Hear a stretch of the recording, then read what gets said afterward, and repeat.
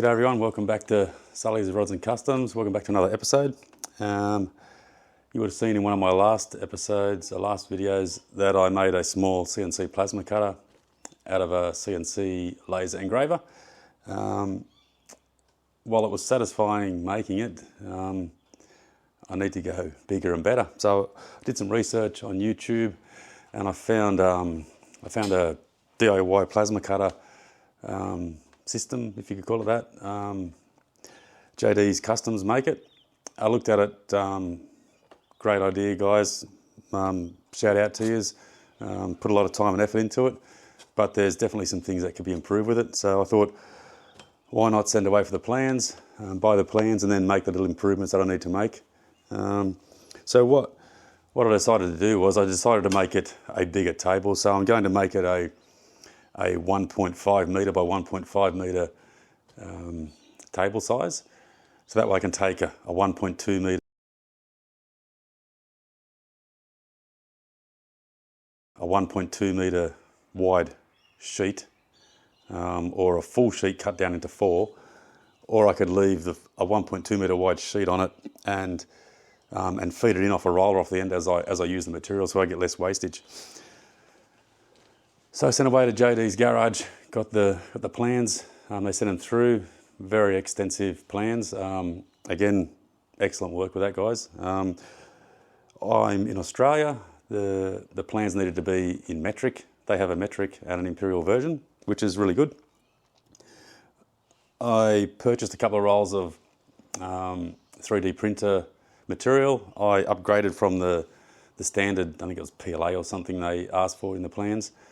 And I upgraded to, can't remember the exact material, but it's the strongest material you can use on a 3D printer. Don't have a 3D printer, got to make it work. Nick Grimmer making the parts for me. Again, shout out to you, Nick, thanks for that, mate. So I was going to get all the parts made. I was going to cut them on my little CNC plasma cutter over there. And then I thought, why would I bother? Why not go to a professional and get it done? So they made all the parts that I need. So you will not find better quality material or better quality cuts than this. So here's some parts here. This is the actual top, your X-axis cross travel drive. So you can look at that piece there, and you'll see on the side, you'll see the quality of the cuts. If I can get it to focus there, it's like a file finish. There is excellent quality. You can't make that in your garage. That's one part. That's the Y-axis support piece. And again, I'll try and get a picture of the side of the quality on the side of the cut on this thing. It is excellent. I would never send away to someone to get anything CNC plasma cut again for something that I want to be this good a quality. I will always use someone that can laser cut. There's the two Y-axis drive plates. So yes, there's two there. Look, if I move them, there's two there. They are like perfectly exact. All the holes are that good a quality. You can tap straight through those holes. There's no need to run a drill bit through them. In fact, all the Y-axis long travel end plates, I've already made them. I've already had them. I've tapped out the threads in them, and I've got them outside. They've just been painted. Here's the parts. Like I said, because I'm putting a dual Y-axis drive on it. There's the part that does the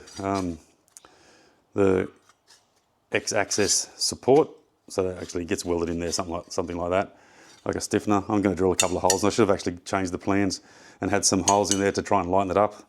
JD's garage talks about keeping that X-axis as light as possible, yet they send you plans that don't have like relief holes in them.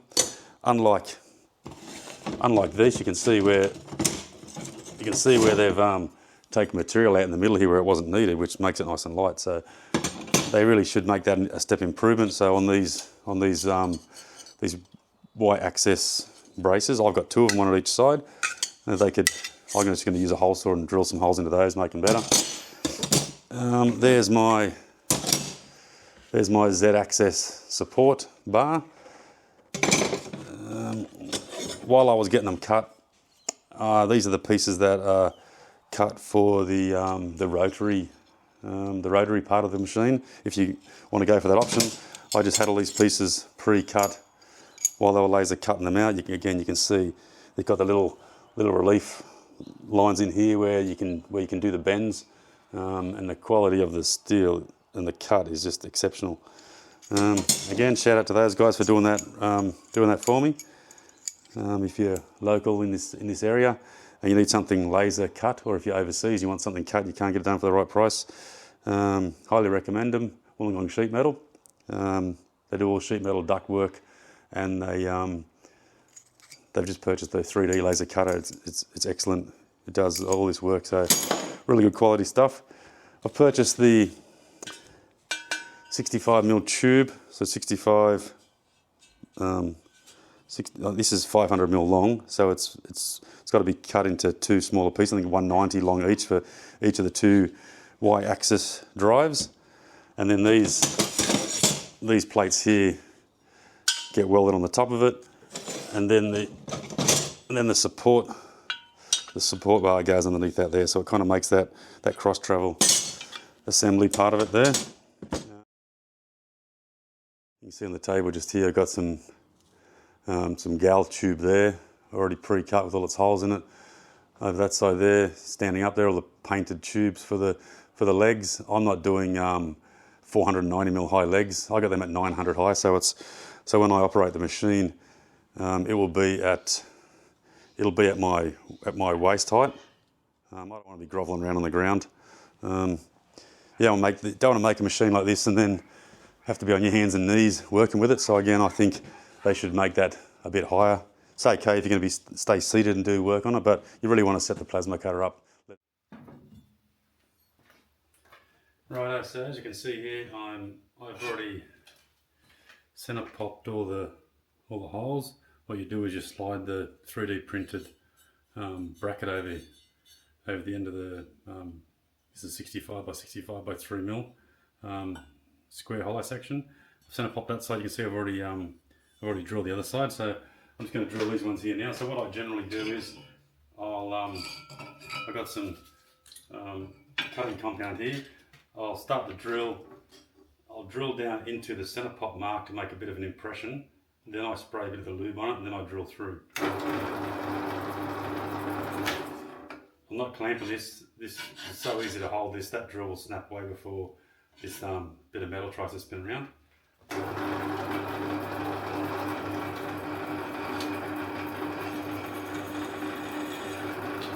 There's a little impression I've made.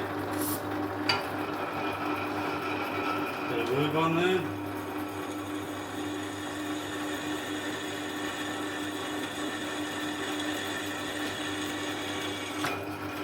Pull it through. Drill impression. Bit of lube. More cutting compound.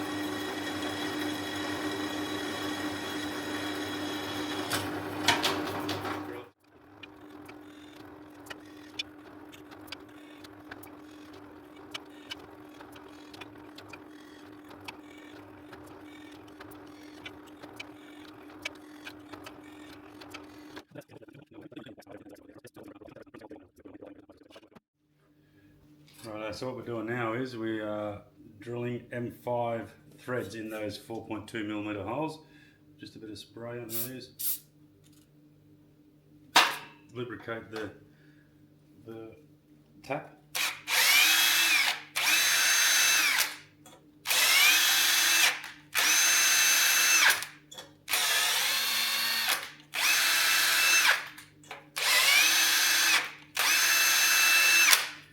There you go, it's that easy. You clamp it down to your bench. This is my welding table here, I just clamp it down to it.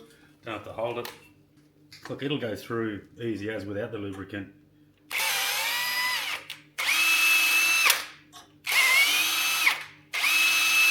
I'm just using the taper tap. It's got a lot of lead on it on the end here, and it's full thread depth at the back of it, so it goes through really easy, especially on M5 holes.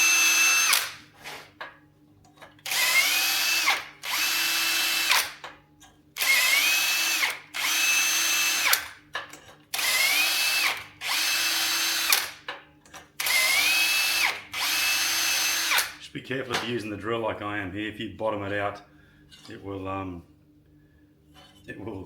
strip the thread out of an M5 hole, so just be mindful of that.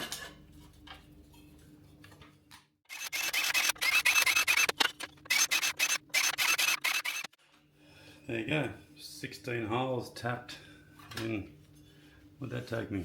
3 minutes. Alright, I don't need to show you the other one, but I'll just file out those threads inside there now so nothing fouls up on the rest of the part, clean them up, ready for welding. Right, so following through with the JD Customs CNC Plasma, I'm on to the gantry part here. So as you can see, theirs has double bearing block on the runner there, and has the arm out for the, I think they call it the X-axis arm. I've got that bearing block on both sides, which is why I have 2 of these blocks here now. So it's a really extensive set of plans, like I mentioned before. It gives you every detail. I'm not going to pause it for too long. I don't want you to sort of look at this. There's a lot of trust put in people from JD that is what he's sent out here is not going to be copied or distributed without paying for it. I paid $25 for those plans, so they're pretty extensive, and that's what I'm going to follow. So what it asked for is, it asked me to put the what does he actually call it in here? He calls it the gantry tube. Place the flanges on the ends and mark the holes, which is what I did. I put the flanges on the end, and you can see here that those holes line up perfectly in there. So what I got to find now is there's these flanges here. The difference here is you can see it's gusseted on 3 sides, and one side isn't. This side is the top side where the actual motor mounts, oh sorry, the side where the motor sits. So if you put that gusset in the wrong side, so I'll have this bolted on here like this, and then like that, and then there'll be 2 of those, one on each side of it, and then it'll get this metal bracket assembly, which is here. It'll get welded to the top, and then it will get the gusset welded underneath it like that. So we'll get to that part in a second. So as you can imagine, putting together a CNC plasma cutter takes a lot of bolts. So just as an example, like I itemised when I went to the bolt shop and bought these, I itemised everything that has some M5 by 0.8 by 10 mil long socketed cap screws. They're the ones that go in this mount face up here. Then there's M5 by 16, M5 by 20. There's the washer. There's M5 by 10, like dome head cap screws. There's M5 countersunk ones. So the countersunk ones is what I'm using in this face here where the motor mount goes on. So I need 4 of those for this actual mount. One more out. So I mean, if you don't itemise them all and keep in separate bags, yeah, it's going to be pretty easy to get lost in the process. So as you can see here, I'm just screwing these into the countersunk pockets where I drilled the holes. I'm just getting them all started on the whole assembly, and once I've got them all started, I'll tighten them all up. So that's those ones. So again, following on in the gantry, that's what the bracket will look like on there when I weld it on there. I haven't welded it on yet. So right, so this is where we put all the dome head ones on the rest of it. So they're only 10 mil long. So that's so those screws don't stick through too far internally there. So let's just get all these bolts in here. There's a little bit of play in the plastic on this. So again, I just wanted to use, I think in the plans it tells you to use countersunk screws there, like a screw-headed screw. I didn't like the sound of that, so I try to keep it all in hex. 10 mil long. These kind of look a bit longer than 10 mil long because they're 10 mil long there. These are 10 mil long. These look like they're 12. So I just got to double check that, because when I screw these in here, I can actually see that they protrude through the plate by, oh, must be 2 mil or something. Anyway, I better double check that that doesn't drag on the actual material when I screw it in there, or drag on the 50 mil 50 mil center tube that it slides along, so which is one of these rails over here.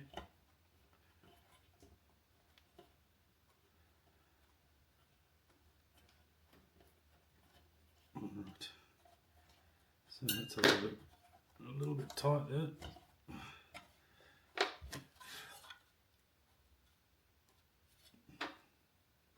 Anyway, I won't bore the shit out of you, but I've got to screw all these screws in. Once they're all screwed in there, I'll tighten it up, and then I'll assemble. What I got to do is I got to assemble the bearing bracket that goes in the back over here. So, which won't be that hard, but we'll get there. Like I said, I'll just screw all these in, and then I'll show you what the finished product looks like. Well, I said I'd get back to you once I bolted this together. So this is how it looks. So there's that flat face there where this top bar goes on, and the motor mounts right beside it here. So you can see that's kind of how the assembly is going to fit on there. You can see where the countersunk bolts are in that face there, nice and smooth, and you can see the little dome head ones over here. So yeah, that's 2 pairs of them there.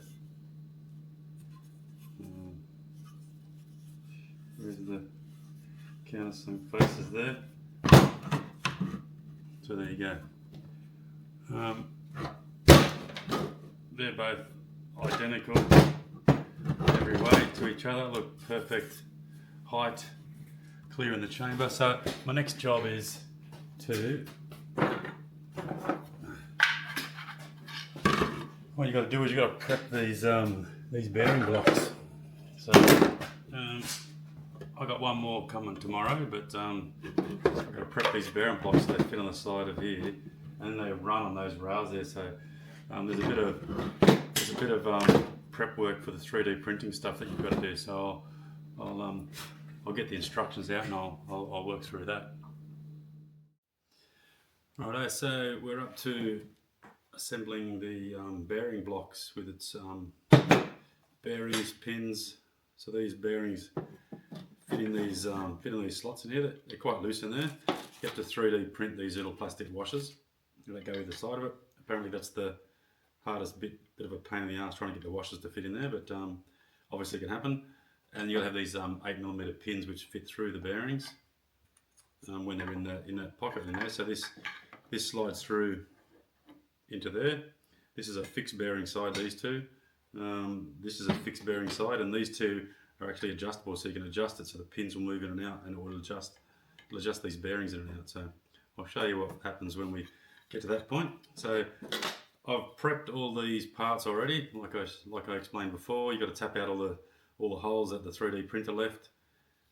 It says to drill them and tap them. I just run the tap into them. You just got to be careful. You get a lot of infill sort of material stuck inside there. You don't push it out and strip the thread. So we're going to give this a crack. So firstly, it says we need 8 bearings, 4 pins. These pins were either like a 110mm long bolts. I cut the head off, cut the thread off, and just left it as a pin, so that actually fits in straight in there, and it's galvanized already, so it's not going to rust. Maybe a little bit on the end, but that won't be too much of an issue. It says we need the bearing block, 4 pins, 8 bearings. It says 8 6 by 1, 12 millimeter long set screws. So I could only buy 10 millimeter long set screws. They say set screws in Australia. They call it grub screw. But that grub screw goes right inside there, and you don't actually see it. So I also picked up some M6 by 20 mil, and that will just sort of protrude out the end, like you see in their actual video of the assembly, or when they're fully assembled. You see the grub screws hanging out the back. So I think I'll use those, and we'll go from there. So got the pins, get the washers here. I'll put the washers out there. I'll slide this through here into the bush just there, and pre-assemble some bearings onto the end of it. I'll try and slip that in that bit there. That one went in okay. I'll do the next one here. I'll get the pin out of the way and slide the oh, that's gone in okay. So obviously this is a moving bearing side. Get the next washer in there. There you go, that's in. Pull the pin back out a bit. Get the bearing ready. Try not to let it slip off the end of the little washer. Push it through. And now we've got the last washer to get in there, which is apparently the hardest one. People say it's a pain in the ass, but I think if I just leave it high with a bit of pressure on the end of the pin, I can get it to go in there.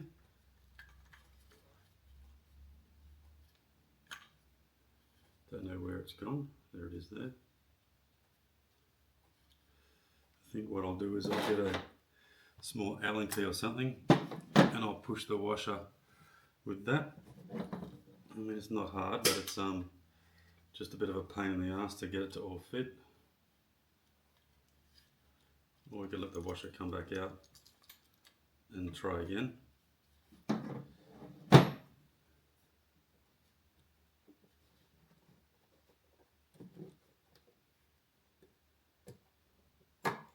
There we go. That's in there now. Get three of these grub screws. It kind of feels like you got to be really careful. This pin is quite loose, in there. And if you tip this up the wrong way, that pin's just going to fall out. So I'm just going to put it in and just snug these grub screws up, so the pin don't fall out until I'm ready to use it. Let's just wind that in there till it touches the shaft. And I'll show you what I mean about how far it sticks out compared to, it might look okay with the other grub screws in there, but that's just touching the shaft now. So we'll screw these other ones in here.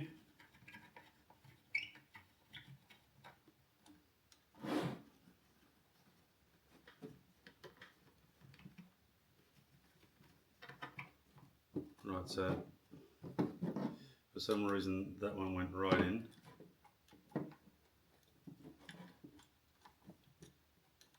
Either way, the pin's not falling out now. The bearings are in there. Next one. Doesn't really take that long. Pin in the hole, washer in the hole. Pull it back a bit. Get the bearing in the hole. Pull it back a bit, get the washer started. Easier said than done. Get the washer started.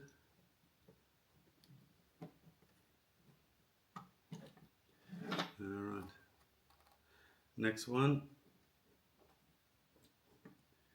It's the washer in there.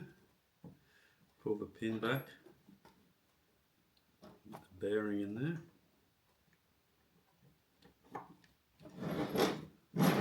Then the washer.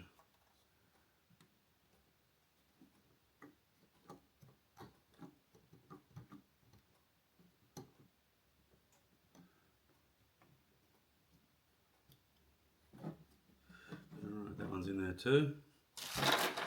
Get these 3 grub screws in here, just pre-tensioned up a bit.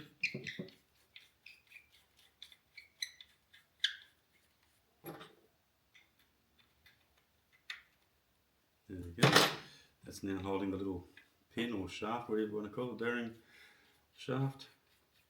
Get these other 2 in here, snug them up.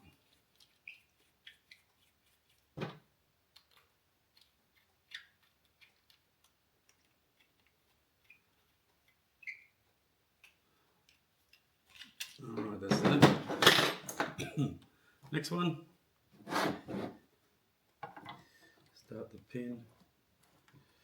Get the washer in there. I think this whole washer arrangement is a bit of a pain in the ass and potentially a bit of poor design. I think the 3D printed part could have come with a little boss already built into it to take the shoulders of the bearings. I think that could be a future improvement for JD's garage, is to fix that issue up, because otherwise, if that was the case, this whole assembly would be finished already. So another little washer.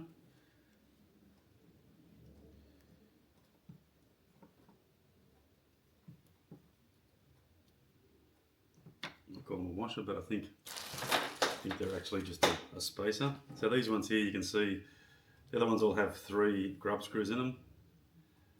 These 2 fixed slides have 1 in it, so you just put them in there and you just tighten up the grub screw. It's fixed, you can't adjust this side, so you're only adjusting 2 sides of the arrangement. Alright, pin 4 spacers.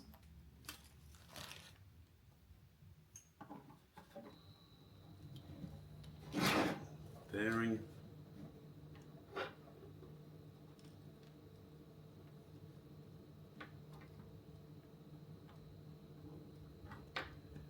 Spacer.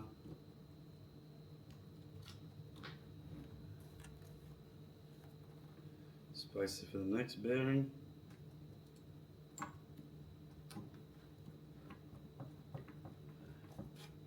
And then the bearing.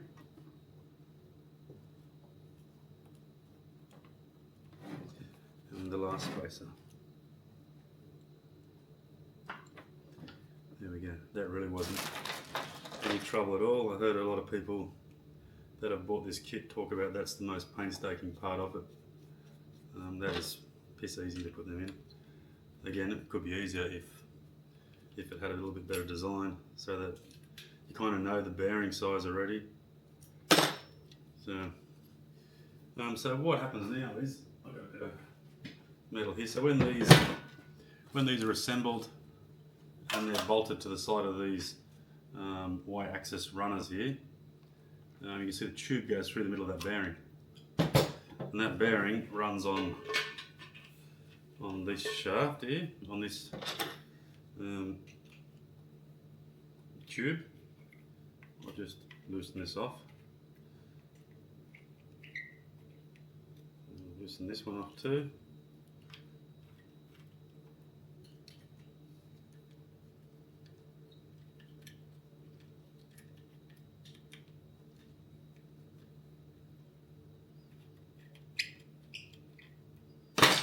So these bearings push back now, and we've got to be careful which way I run this. So there you go, I just lost the fucking tube out of it, and all the spacers and washers. I just said I've got to be careful which way I run it, and I cocked it up.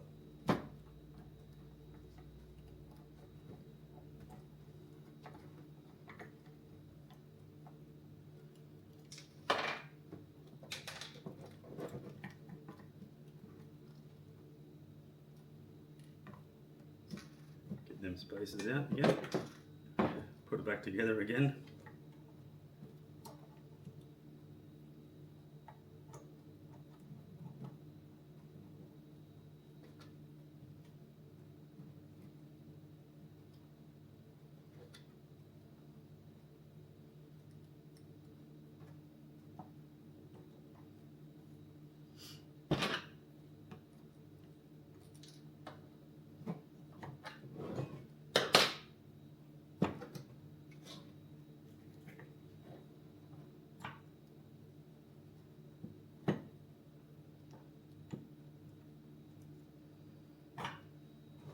Alright, let's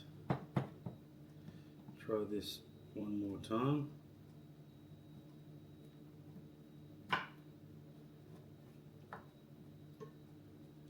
Alright, let's go that way this time. So, when it fits inside the tube there, you can see these runners, when you adjust them, run up and down here with that. You've got one either side, so the whole assembly just sort of slides back and forwards, and you adjust these screws down to make it nice and neat and nice and smooth running. So it runs on those top two rollers, and you adjust these side ones in until the side play is taken out of it, and the whole assembly is one piece, and then it runs smoothly up and down the rail. So that's how that works, and I'll show you when I assemble it on the main rails there. But for now, I'm tightening these bloody things back up so I don't drop them again. Really not much work to put them back together, but it's a bit of a pain in the ass.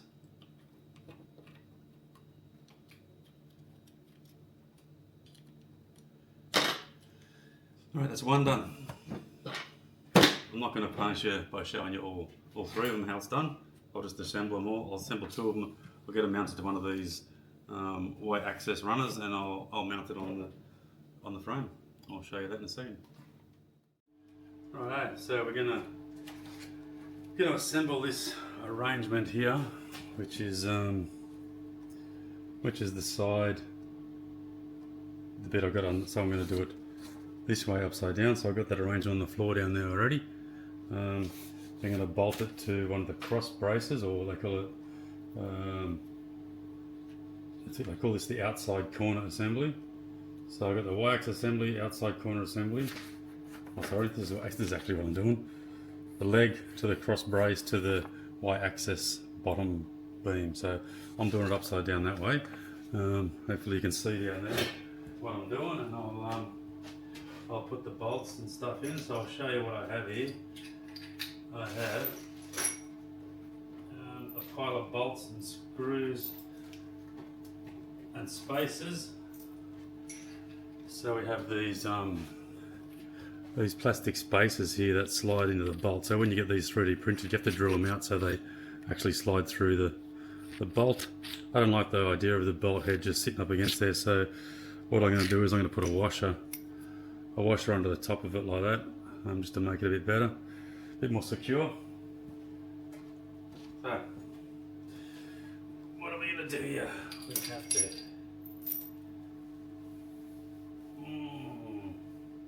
I got this assembly bolted together, so I'm going to have to split it to get the bolt in through this way into the bottom of here. So that could be my first little episode.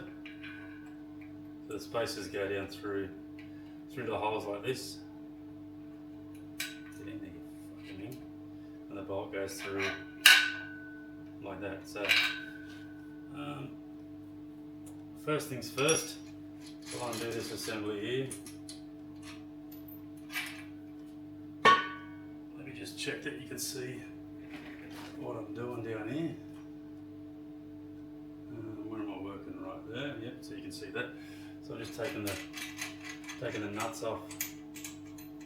All of this material that I used here is Duragal. So you can see this bit of material here.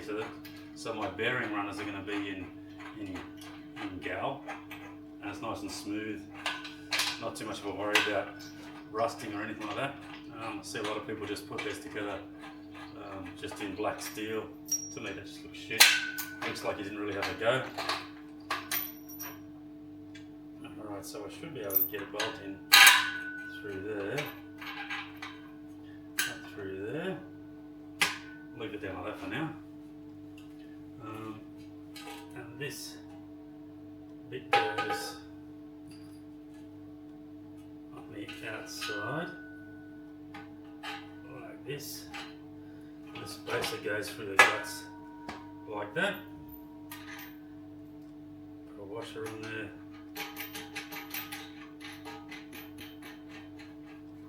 With a nut.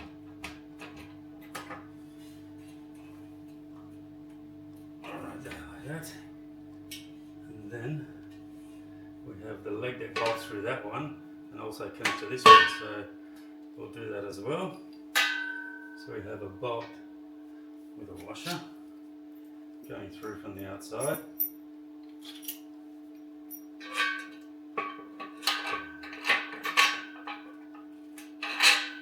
Just make sure the spacer fits in there snug, yep. Put a spacer through this way. Put a washer and a nut in the back.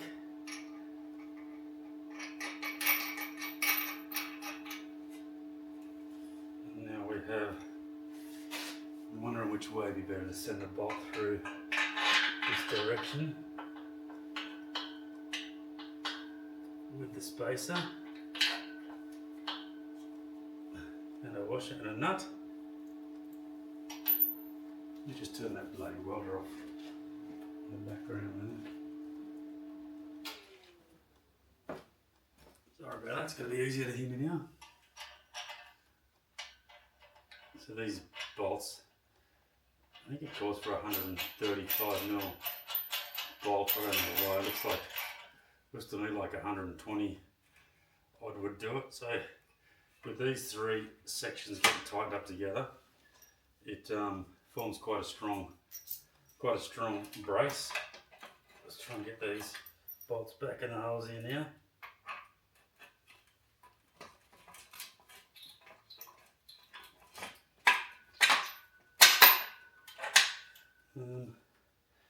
I've got to kind of go through from the inside out because the water pan's got to sit on the inside, so you kind of need to be as snug as possible. So you don't want the thread of these bolts sticking through. Put this one in too.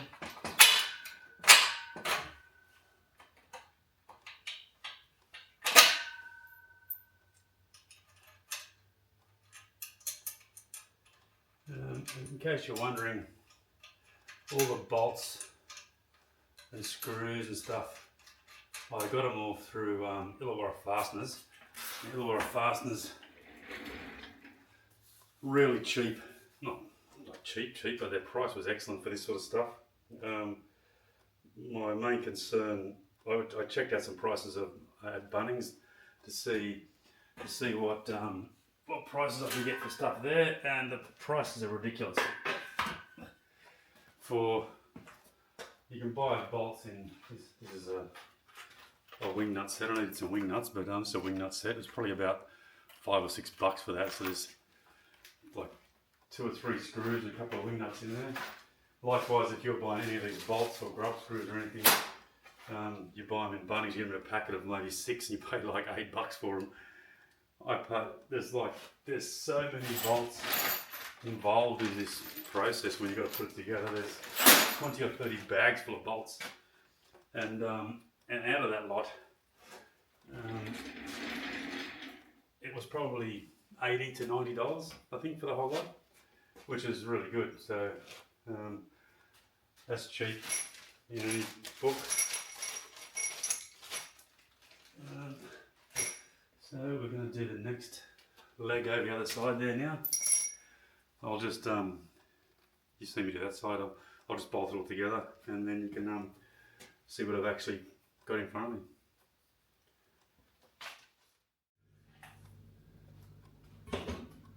Righto, we have the table assembled. Now we've got to add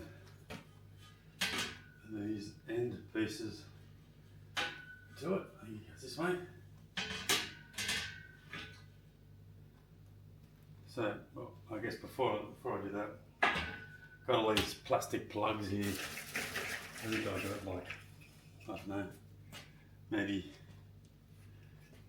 30 of them or something off Amazon. They go on the end of the tube just to tidy them up. I think on JD's garage they tell you to print some.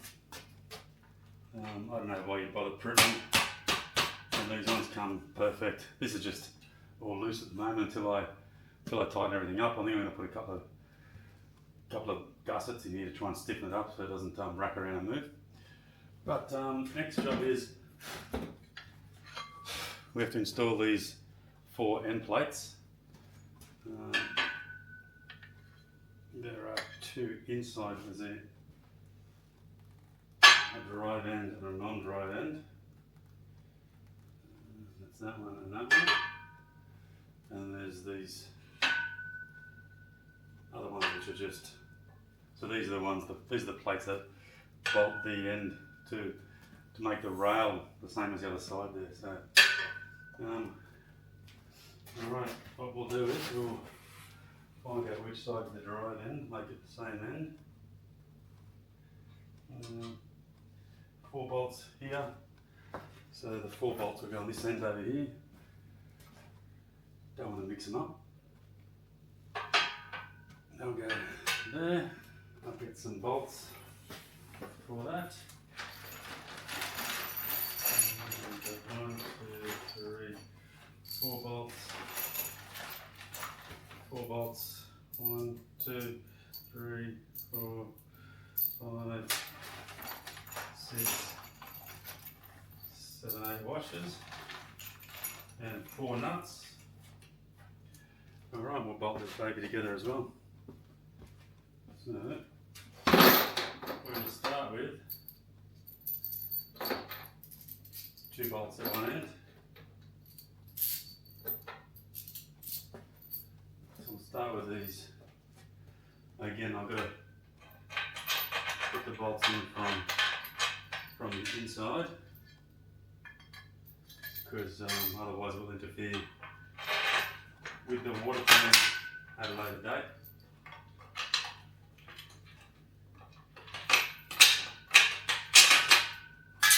So 2 washers on there.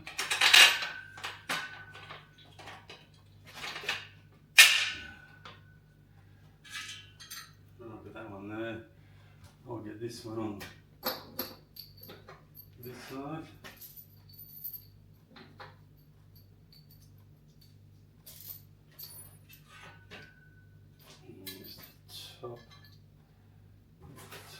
Which side of the top?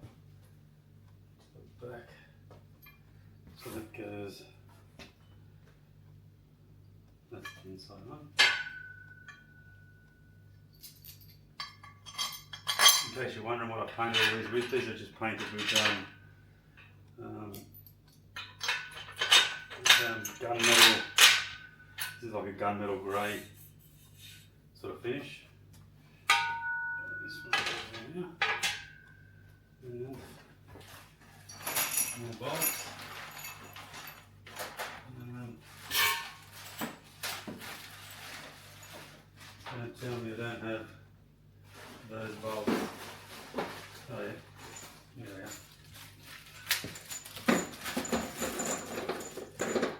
There's another 2 washers on there.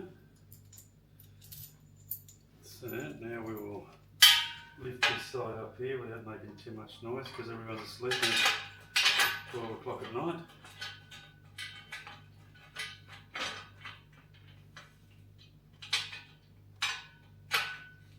They look too bloody short. I'll leave it in there for now till tomorrow. I'll get some new bolts. Get this one over here.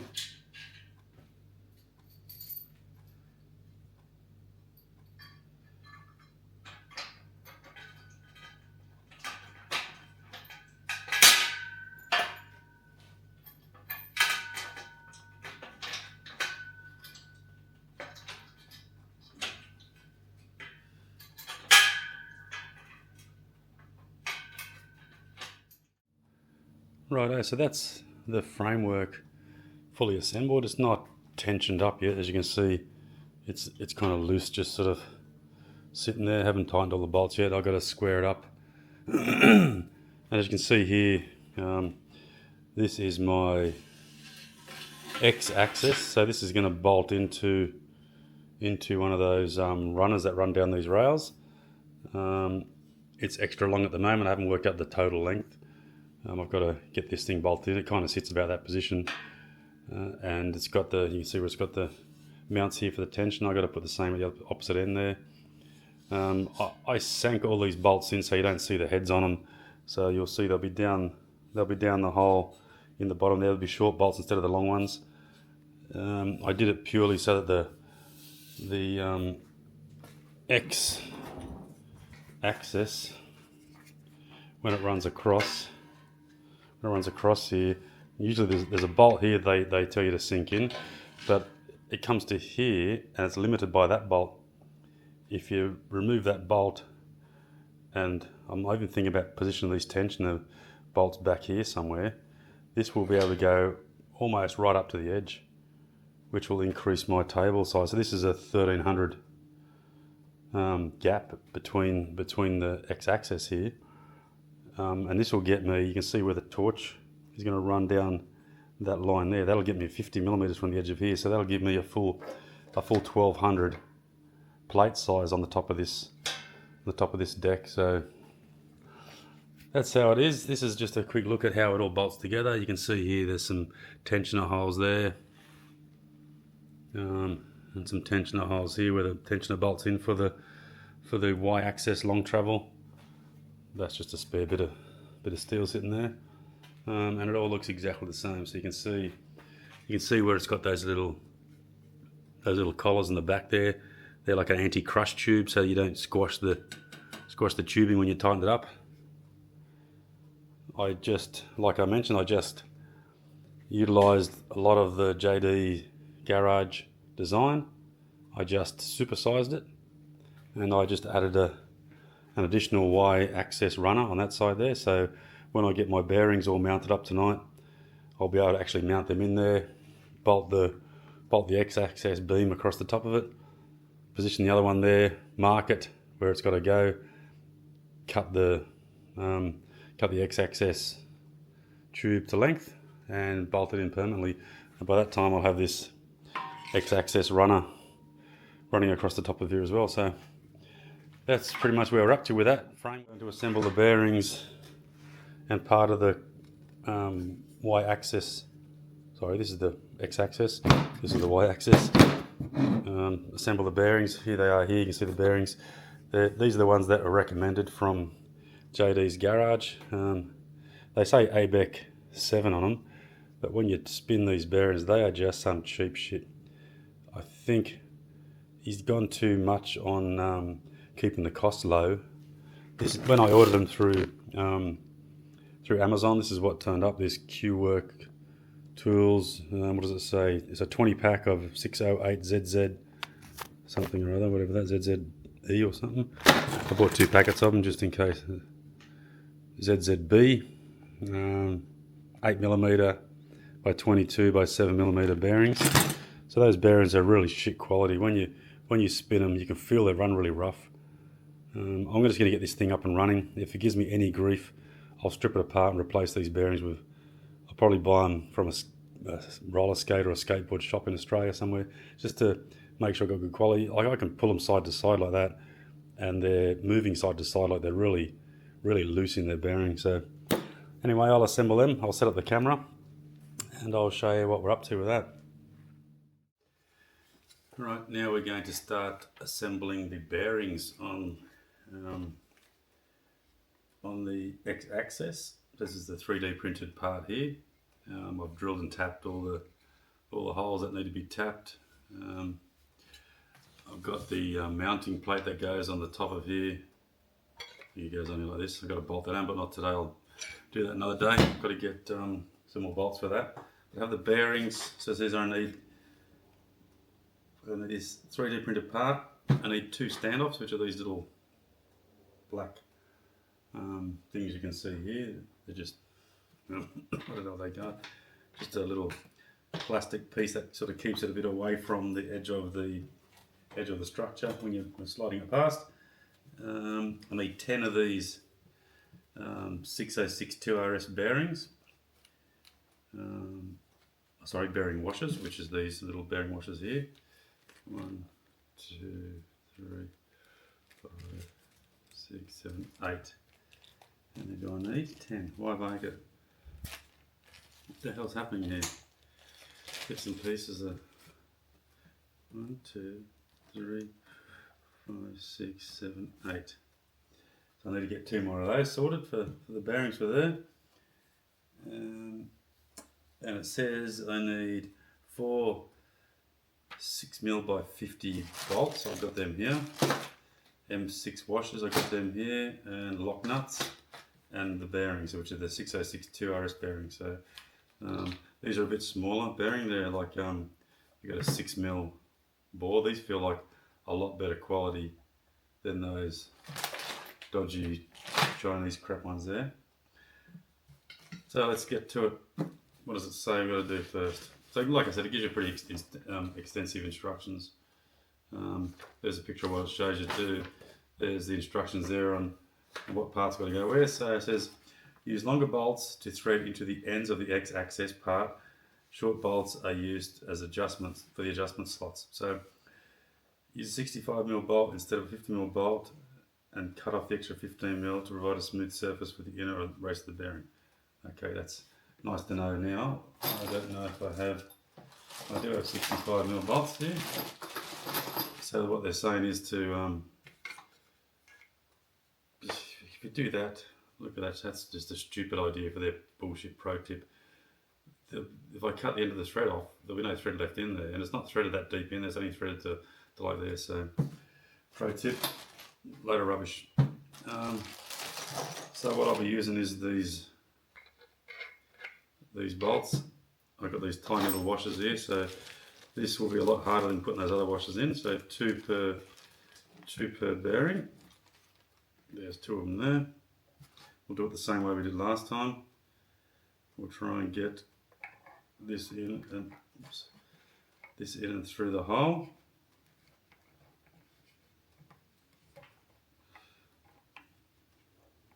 Pull it back a bit to get the bearing in there.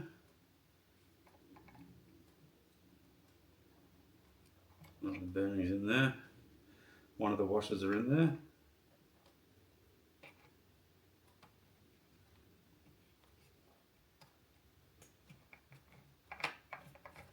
Alright, that's one of those in there. I'll just nip that up for now. That's a nice, smooth, moving bearing. That one, that's good. Bolt number 2. Alright, we're doing it the same way. Which way did I do it last time? I did it this way last time. The bolt in the hole there. 2 more washers.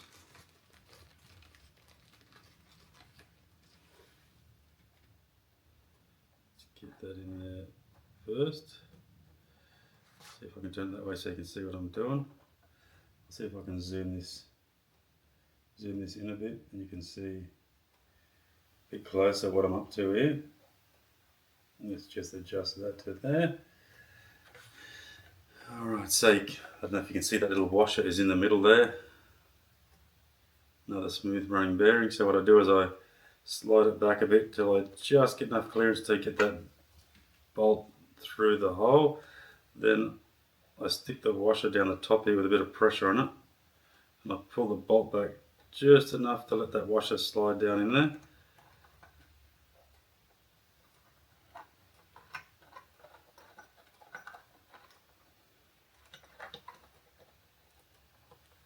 Which it didn't go in. Try that again.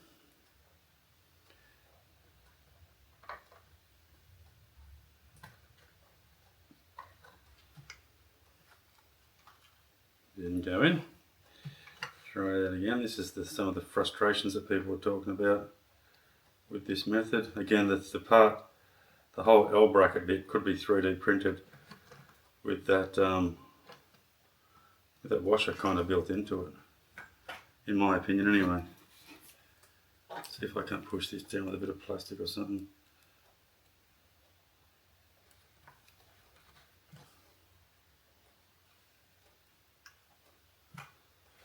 There we go.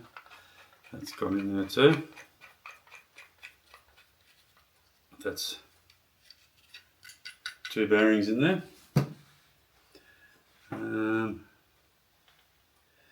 So that's those bearings in there. Now it says use the shorter bolts, which were, what size? There was M6 by 40 bolts. Ooh, M6. Now if I have M6 by 40 bolts here, M6 by 25, but I don't think they're going to fit through there with a washer and a standoff. So let's just see if I put a washer that side and the bearing and the washer, and I think that's the standoff.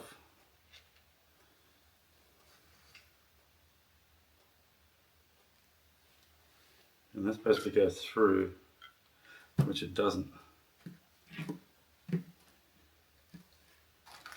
So let's just check if we've got some. There we go. I knew I had them somewhere. I had no idea. So washer, bearing, washer,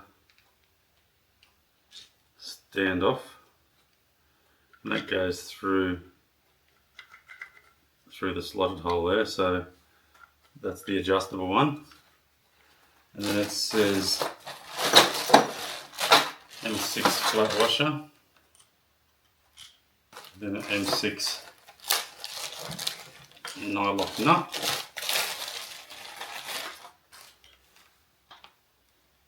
I'll just leave these loose until I get it all sorted. This will be the last one I put in because I'm out of washers again. I'll have to get some more of those 3D printed up. Right. Washer, bearing, washer, dickhead, it's the wrong ones again. It needs to be the 49 volt. Fucking out of the way. Washer, bearing, washer, standoff through the hole, flat washer, nylock nut. Alright, so that's part of. So I guess what I'm thinking happens here is, if you can see these standoffs in here, they have a flat on one side of them. I don't know if you can actually see that. See how there's a flat on that side there? And that flat goes towards the bearing side here, so it clears the steel channel when it slides through there past it. So but they're the adjustable ones, adjustable up and down. I have 2 more standoffs for this side, but I also need to get these bearings assembled on the top here. So just need to work out what I've got. Not them. I've got 2 of these bolts for here. I've got 2 of these bolts that go through there. This way.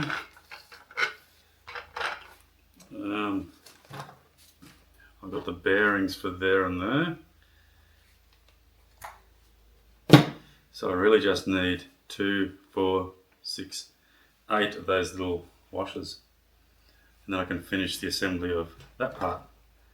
That's a bit of a shitter. Anyway.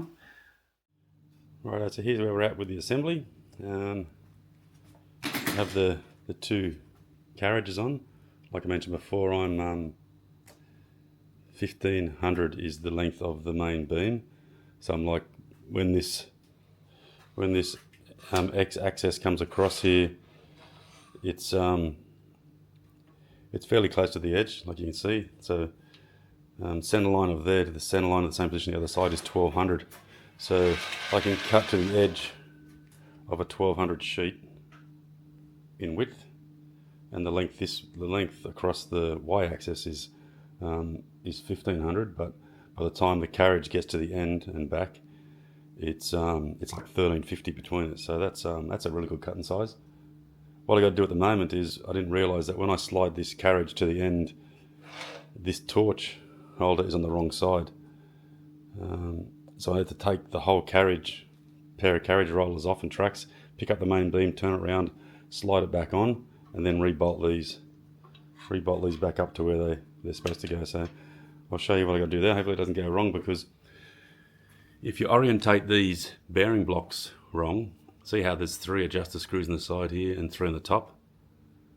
But if you look at this one over here, because it's facing the same direction, there's 3 on the top and 3 on the side.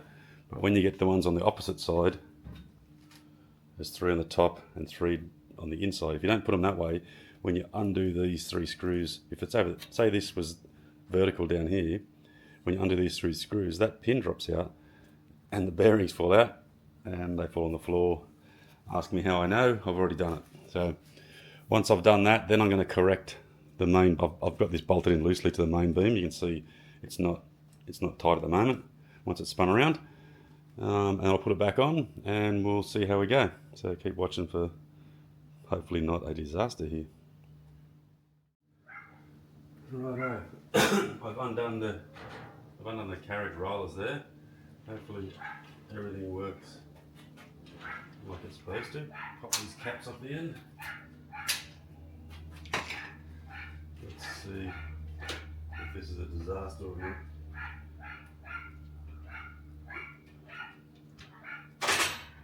Turn that around. Try and feed it in.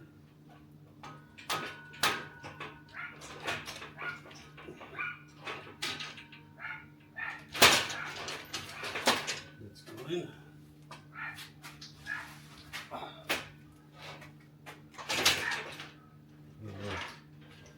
That's in there. Let's bolt this baby back together. So what I did was I swung the side plates down here. And out of the way.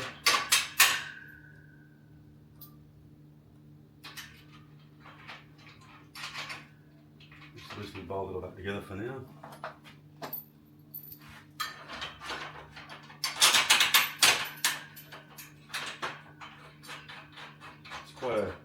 Quite a neat fit when you get all the bolt holes aligned correctly. Like you can see, pretty much got to screw that bolt in there to make it fit.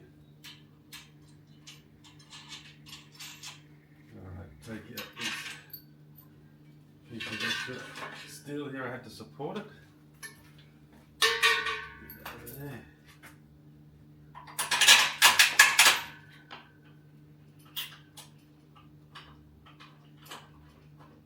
Alright, dry that one in.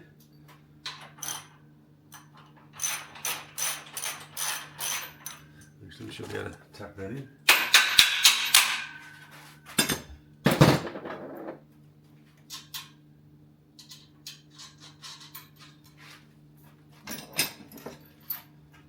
The next one in.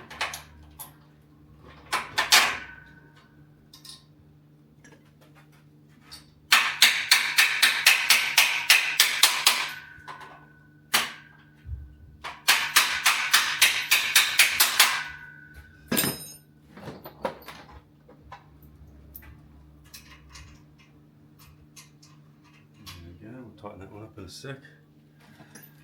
Get these other ones in on this side. Get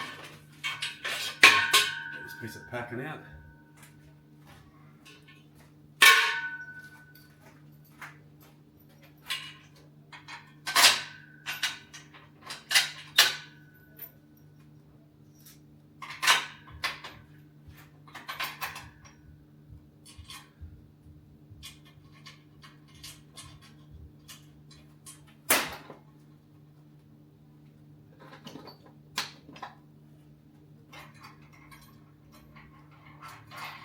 Alright, now the big test was when you slide to that end.